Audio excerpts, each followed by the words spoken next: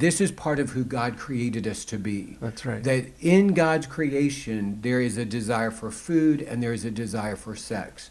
And it's not about stopping it and becoming asexual or starving ourselves with food. It's about learning moderation. It's about learning to reorient my relationship.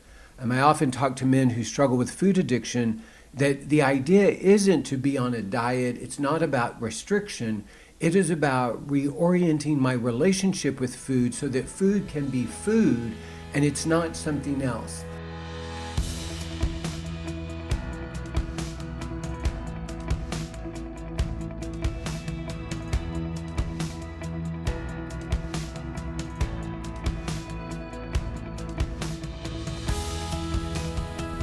Welcome to the Faithful and True podcast. We're happy to be back again today with special guest Jim Farm, the clinical director of Faithful and True. I like to continue to remind him of his title. It's very prestigious. And of course, as usual, our host And Greg. And Greg. Yeah. Greg very proudly is the director of our workshops as well as the host of this podcast. So then you ask yourself, what am I doing? Well, I'm here to open and close the proceedings and keep things moving right along. We're happy to have Jim back again today because as we continue this series on questions, Jim has come up with another interesting one for us. Yeah, it's another question that came out of one of my groups, you guys, and the question in particular was, we've done well with the sexual addiction, but now we're eating like crazy, eating food, and so. Maybe today talking about not only in regards to, why do we become maybe overly focused on food, but other things as well once maybe, the sexual addiction's taken care of, or maybe those other things are already there to begin with as well as the sexual addiction. Right. And, one of the things about food addiction is it is something that traditionally is seen as acceptable in the context specifically of the church. I grew up going to potlucks. Fried chicken was just a part of almost communion. We regularly ate well at church. And so there was this permission to find comfort in food. And if you had any tendency towards wanting to cope, then it was readily accessible. And I do think for a lot of men, they really are working hard to go after the sex addiction. They're implementing a lot of strategies to address that. And what's also true is there's still pain that is in their lives. And so it's easy to fall into some other patterns to find some pain relief. It's kind of like going from, codeine, Tylenol 3 with codeine to maybe now taking ibuprofen. I'm still taking it to medicate my pain, but I perceive it as a lesser issue. And many times it is a lesser issue depending on what our secondary coping strategies or addictions are. Yeah. And sometimes that can be frustrating to spouses in particular because they'll see, well, maybe he's doing well with the sexual addiction, but now he's eating those bags of potato chips every night. Right. And not only is it frustrating for a spouse, but it can also be very scary for a spouse. I know that Beth would mention to me, part of my coping strategy is TV. It still is. And that was one of the things that Mark and I shared is after we would do a workshop, we would go and sit on the couch and just veg and watch TV. And it was great to be able to do that. But what I also saw is early in my recovery when I was going on after the sex addiction in a significant way, I was tempted or vulnerable to use TV as a coping strategy.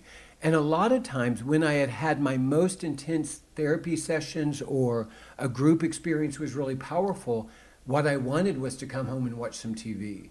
And so that may be a pattern that people see. Sometimes the fear is, we're using other things to cope. Recovery must not be working. But the fact that we are coping in other ways may actually be an indication that our recovery is working because we are going after the deeper pain. We are moving towards the chaos. We are trying to address the issues that are driving the addiction. Yeah, that's exactly right. I think one of the things that comes to mind in particular with sex and food in particular is they're similar processes. They're both healthy processes that we all engage in regards to we all have to eat, and in marriage we are intimate and sexual with one another. Well, and even this idea that this is part of who God created us to be. That's right. That in God's creation there is a desire for food and there is a desire for sex. And it's not about stopping it and becoming asexual or starving ourselves with food. It's about learning moderation. It's about learning to reorient my relationship. I often talk to men who struggle with food addiction that the idea isn't to be on a diet. It's not about restriction. It is about reorienting my relationship with food so that food can be food and it's not something else. I often talk about this idea that addiction is a substance or a behavior plus something. So food addiction is food plus something. It's food plus comfort. It's food plus avoidance. It's food plus excitement. It's food plus adrenaline. But there's a plus part to it in the same way sex addiction is sex plus something. Yeah. It's sex plus my identity. It's sex plus my value. It's sex plus comfort. But until I address the plus part of it, I'm not going to be able to really steward the sexuality or the food in the way that God intended. And again, God created us to be sexual. God created us to enjoy food. So it's not about avoidance, it's about stewardship. Yeah, yeah. And why they're so similar as well is that, oftentimes they're the easiest ones to go to when you're a kid, and if you have a lot of anxiety or growing up in a state of chaos, kids discover masturbation or they have access to food, and that becomes, like you said, a source of comfort for them. Yeah. They're the areas that they do have a little bit of sense of control over. Well, and Mark would often talk about the addictions that are the oldest are the ones that are most difficult to get free from. And for most people who struggle with sex addiction, there was something that predates the sexual experience. And like you said, it may have been food. They learned in their family that food was a place of comfort. It may be that they've always struggled with food addiction, but for many men, because of their level of activity, because of their age, they could eat significantly and wouldn't necessarily wear on their bodies. But as they age, it becomes more obvious, or because they do the testing and see their cholesterol is higher, we can't live in this belief that it doesn't have a cost anymore. And so it's not that the sex addiction and the recovery has created the food addiction. For many men, it has simply exposed something that is there. Yeah. I would say that that is true for me, that food has always been a coping strategy, but because of my build and because of my metabolism, it wasn't obvious to anybody. But when I got stressed out, food, specifically rich food, was something that I enjoyed. But now at this point in my life, if I'm using food to cope and medicate, it becomes more obvious to myself, to my doctor, and to others. Yeah. This is the same thing with food and sex, is that we see the cycle of over control and under control. You know what I mean? And so sometimes when life's out of control, I'll try to, over control in those areas. Or, if sex is out of control, I'll over control in eating. So we go through these cycles of over control and under control around either food or sex. And I think one of the problems that happens is if we try to over control it, it often leads us to a place where we deprive ourselves of either food or sex, which often then just drives our desire to then lose control in that area. Right. Well, and for a lot of men who begin recovery for sexual addiction, their initial strategy for sobriety is to become asexual. It's like they just shut down all of the desire. They disassociate from their bodies. They are aware of who they are physically, and they're able to maintain sobriety for a certain amount of time doing that. It's just not a long-term strategy. No. Well, it's the same thing with food. A lot of men that I work with will go through these cycles of over-exercise, hyper-focus on their intake, and they can sustain that for a while, but eventually the body begins to rebel because that's not the way it was created to function. And then these needs that I want to meet through this over-control are not being met, and it comes together as a perfect storm, and it just means it's not sustainable. No. I mean, if you think about it, why did diets, for example, fail so much? Because they often approach it by deprivation rather than, what do I get to eat?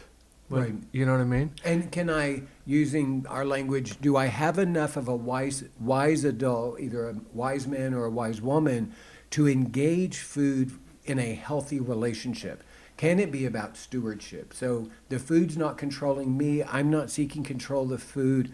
And what's amazing is so much of the Bible talks about this nurturing, spiritual, sacred component of food. And the way that God provided, the nature of the relationship with God, the symbols of faith, many times are in the context of food. So again, it's about embracing the sacredness of food as God intended. Well, sexuality is the same way. Our culture has a tendency to separate sexuality from spirituality, but there is a sacredness to it. There's this divine component to it, and it's a symbol, it's a representation of intimacy with God in this sacred space. Mm-hmm. And so therefore, it's moving towards the sacredness of it that helps us find a healing part of it. It's amazing when that which has been destructive can now become healing. Yeah. When men learn how to steward their sexuality or reorient their relationship with food, what was difficult, what was painful is now beautiful and healing and sacred. Yeah. I'm just, my head is spinning, Greg, so I'm thinking about the next podcast in regards to, the message that often we got maybe in adolescence that you're just not to be sexual. Mm-hmm. You know what I mean? Well, what's the vision then? Right. What do you do with this sexuality? Right. And even as my body is changing and developing, I am being sexual. That's part of who God created me to be. So even for children and adolescents, as they become aware of who they are physically, it's not about avoidance or denial. We know that doesn't work. It is about stewardship. One of my phrases is, you can't steward something you don't own. So we're going to start owning our sexuality. This is who God created me to be. It's a beautiful thing, and I want to be a good steward of it. And letting that be the way that I live versus fear, shame, anxiety. Because for many of us in the area of sexuality, that's what we were given. If someone was talking to us about it, it was about their fear about it, their shame about it, their avoidance of it, versus they're embracing it, they're welcoming it, and then they're stewarding of it. Mm-hmm. Well, what do you think, Greg, in regards to, I know eating's one of those major secondary addictions that a lot of sex addicts do engage in. I think it's like 25% of guys. What are some of the other ones that you notice that are kind of, other coping strategies that can sometimes be? I would kind of just mention the one I did, TV. And we could just call that external distractions. For many of us, it does come from a screen. It can be time on my phone looking at sports. It could be checking out the scores. It could be following the stock market. It could just be constantly reading the news. Or it could be finding those things that, entertain us. Right. And I think that there's a great vulnerability, and I can speak personally, when you have the streaming services that allow you just to watch an entire series in one night or over a long weekend, then it's been perfectly established in such a way that I can just surrender myself to that experience. I lose control and I overinvest in a show that I'm watching. And so anything that distracts me from reality, and again, there's nothing wrong with entertainment. There's nothing wrong with sports. I want y'all to hear that clearly. I was just saying, you just challenged Randy and I just 2 seconds ago. We're feeling so convicted over here. And let's add the and. And it's the difference between a wise man who is enjoying sports and really engaging it and sees it for what it is, versus a survivor man who's wanting to escape to an alternative reality.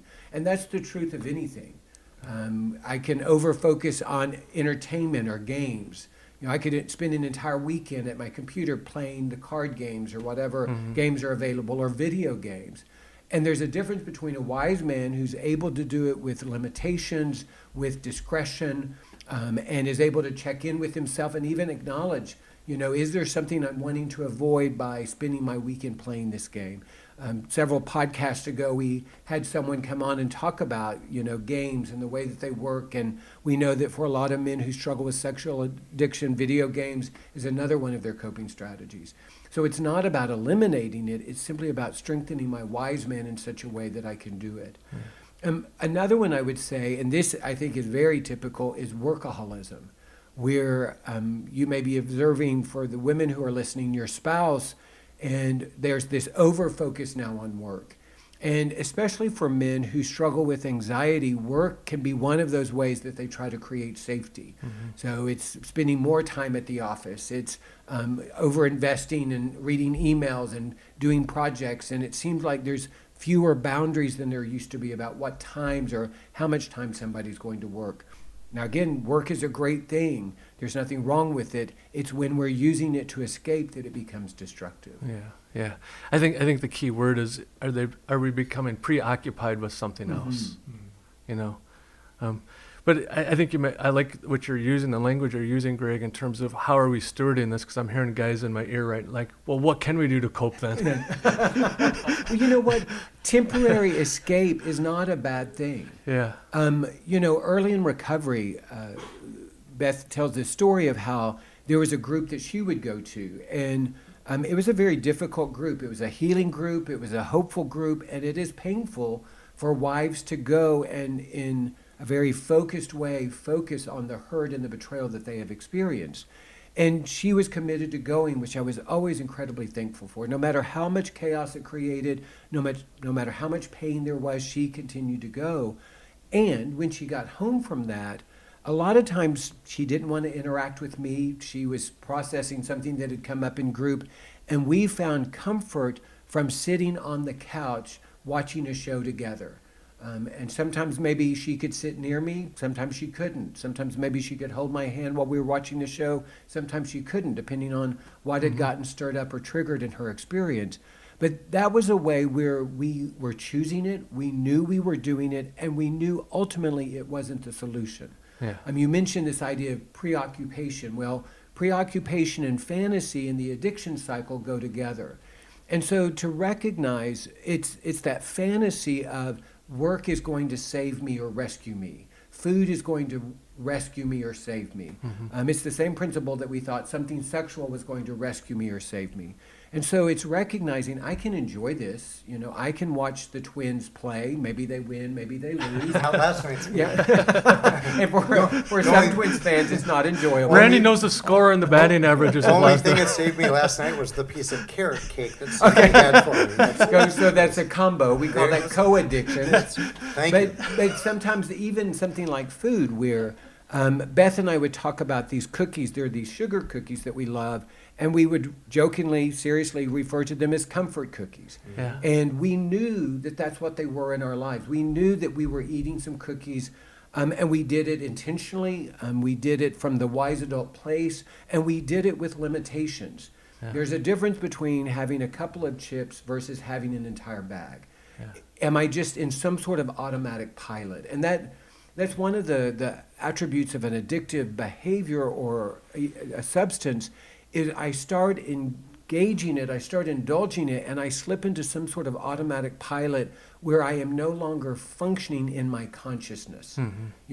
It's that, wow, I can't believe I ate the whole bag, or I can't believe I just spent 5 hours watching TV, or I just spent this number of hours playing my video game, or I spent all afternoon going from game to game to game. I lose my self-awareness and my consciousness. That's when it's no longer healthy coping. And I want people to hear that. There is healthy coping. Yeah. Sometimes when there's intense pain, we do need some ibuprofen just to take the edge off a little bit so that we can function. But that's very different than engaging, Tylenol 3 with codeine as a strategy to keep me from ever having to feel the pain. Yeah. And what I hear you saying, Greg, is you're not avoiding anything. You may just be temporarily, engaging in some coping things and coming back to that. Right. Well, one of the ideas that we were introduced to is this parking lot, where there are times when you can park your story, your pain, your history, you can set it aside temporarily. Yeah. And you know where you left it. You can come back to it. And it's not abandoning the car in the parking lot. You're going to come back to it in time, and you're going to start driving it again and continue the journey. But it's okay for a season to stop at the rest stop, or to have the pretty lookout view or whatever, knowing that the journey isn't over. There's more to be done, and sometimes we just need a rest. Yeah. As a reminder, I did a full disclosure with Debbie and a couple over the winter, and they were from out of town. And so we did a full disclosure, and neither one of them had been to the Mall of America. And they were like, well, what do we do? Do we go to the Mall of America? It was a painful day. And I remember what Debbie said. She said, hey, there's nothing wrong with just parking what we did today. Enjoy the Mall of America, and we can come back to this tomorrow. Right. Well, and it's that we're so afraid that if we set it aside, somehow we're diminishing it.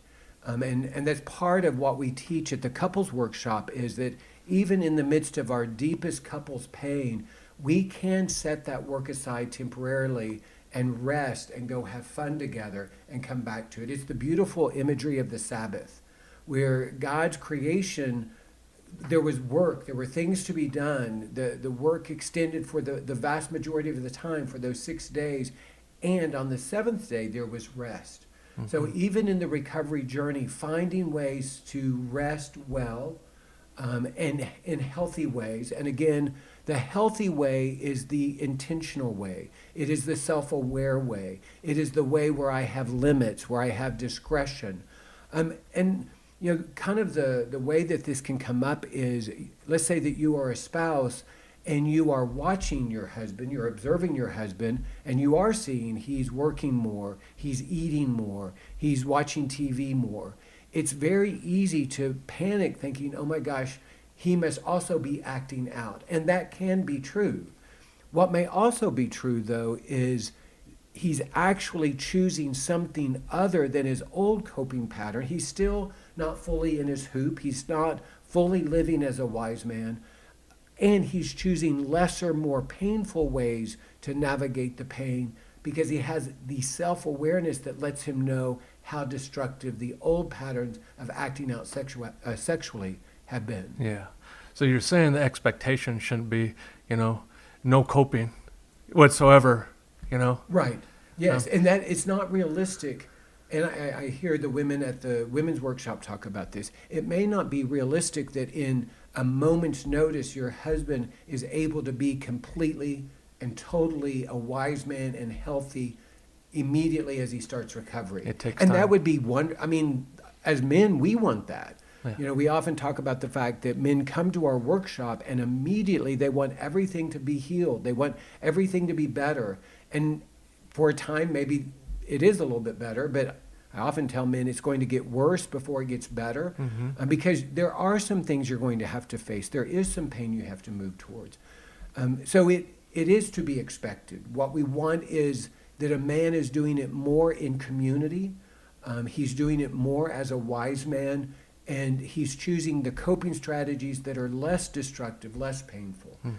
I've heard in the recovery community, if a person struggles with several addictions, you choose the one that will kill you first to go after first. That's right. Well, for us, we can have a variety of different addictions and coping strategies, and we will choose the one that has been the most painful and the most destructive to others and to ourselves. That's the one that we're going to go after. And then in time, hopefully we'll be able to go after all of them and reorient our relationship to all of the substances and behaviors that have been destructive. Yeah. And the reality is we want it to take some time, because a person can be overwhelmed, with the pain if we move them into that too quickly. Right. Again, one of the images that I use this image a lot, but I think it's helpful, is if you're going to live in a state that has a hurricane, you're going to build a house that has the infrastructure to survive the hurricane. Well, if you build a house that can withstand a hurricane category 3, that's great until the category 4 comes along. Well, in recovery, there are some storms offshore that are going to be coming. And so part of our work is, whether there's a storm or not, we want to be building the infrastructure, getting ready for that Hurricane 5 that's going to be coming. And I think there is a wisdom. There's an internal wisdom. There's a wisdom of the professions. There's a wisdom of God that knows sometimes we're not quite ready for those storms. The scripture says that God will not give us anything that is beyond us. Well, part of that is our partnership to get ready, to be doing our work, to strengthen that infrastructure to survive the storms that are coming. And temporary, controlled, limited coping is part of the way that we can strengthen ourselves, build our infrastructure for whatever storms might be coming our way. Yeah.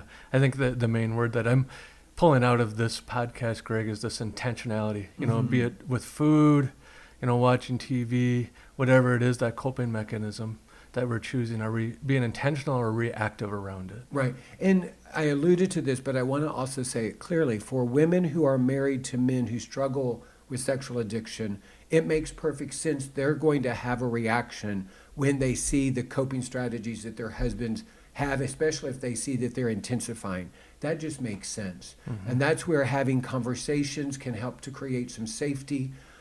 Conversations are better than accusations, if that's possible.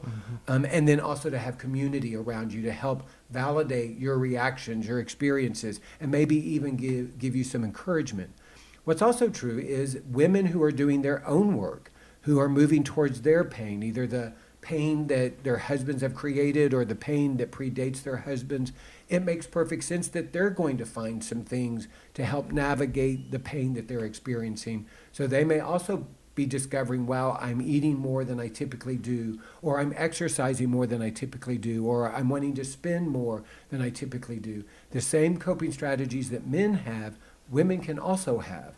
And so if you're in recovery and you're in a lot of pain, you may also be seeing that there's some coping strategies that you're choosing in order to navigate it. And it's the same principle. Just do it as a wise woman, do it in an intentional way, create limits, and bring community into it. You know, I often tell men, if you're going to be eating those potato chips, don't eat them alone. That's part of the indication of the addiction aspect is I want to do it in isolation. So bring your community into it with you. Yeah, thanks, Greg. So go to the game, go see the Twins with your community as And my you carrot grieve. cake. Randy and I, Bring my carrot cake with me to the game. Randy and I are starting our 12-step group for sports. We are. It's going to be a good thing. I really like it. I really do. Well, Jim, thank you so much again for joining us on today's Faithful and True podcast. And as always, we thank Greg. He's a tremendous podcast host. It's a joy to be at this same panel with him every week. We hope that today's show has been beneficial for you. If you are a man out there that is struggling with sexual addiction or addiction to pornography, we invite you to visit faithfulandtrue.com. Click on the workshops and read all about the Men's Journey Workshop. We do it for you every month, and registration is available right online. The same for the spouses. The wives can find the Women's Journey Workshop. We have one of those coming up in July, and we have our Couples Journey Workshop. There's another one of those towards the end of this month as well. So we invite you to read up on those. If it sounds like a perfect fit for you, contact us or try to reach us through the website. Until we join you again next week, we thank you for your time. We thank you for your interest. We thank you for your support of Faithful and True. And we hope that the coming week is filled with many blessings and with great vision.